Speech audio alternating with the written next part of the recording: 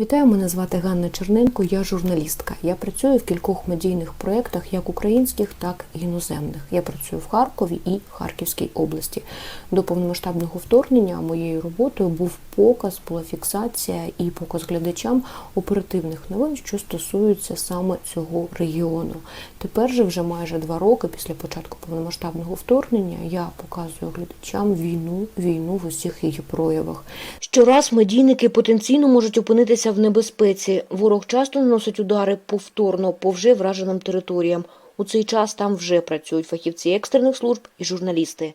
Так це було при січневому ударі по житловій 5-поверхівці в Харкові. Удари були нанесені неподалік, у проміжку в кілька годин. Разом із тими самі журналісти стають мішенню. Протягом осені і зими 23-24 років у Харкові російські окупаційні війська нанесли ракетні удари по 3 готелям, де жили команди іноземних і українських ЗМІ.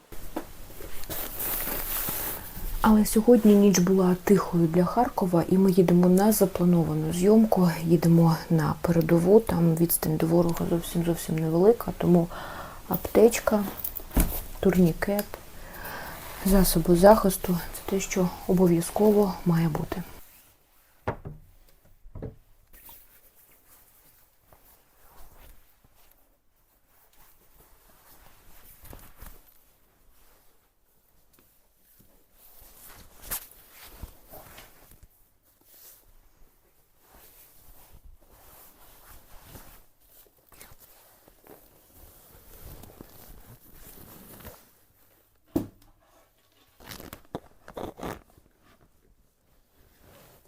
Сьогодні дорога займає кілька годин. Зазвичай я їду на зйомки на передову з командою, яка представляє кілька видань.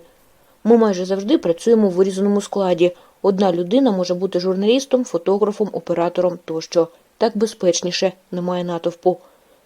Але у разі надзвичайних ситуацій ми можемо допомогти один одному. У точці, яку умовно можна вважати безпечною, кожен член знімальної групи вдягає захист і вимикає мобільний зв'язок. Усе це теж елементи безпеки. Говорити, де саме ми працюємо, не можна з міркувань безпеки. Це одна з ліній оборони України на Харківщині. Оперативна ситуація на різних ділянках різниця в плані інтенсивності обстрілів і типу озброєння, яке ворог використовує. Але небезпечно всюди. Працювати мусимо дуже швидко, тому що ворог близько. Паралельно з роботою дослухаємося до порад військових, що робити, якщо в небі з'явиться ворожий дрон чи тривога стосуватиметься саме нашої ділянки. Скільки буде часу для роботи, неможливо спрогнозувати. Маршрут, як повертатися назад у Харків, ми найчастіше змінюємо. Це теж безпека і можливість побачити більше наслідків війни для цивільного населення. Емоційно – це ще один дуже важкий момент роботи. 11 годин з моменту виходу з дому, із них 7 майже на дорогу, для того, щоб показати, як наші бійці на одній з перших ліній оборони захищають Україну.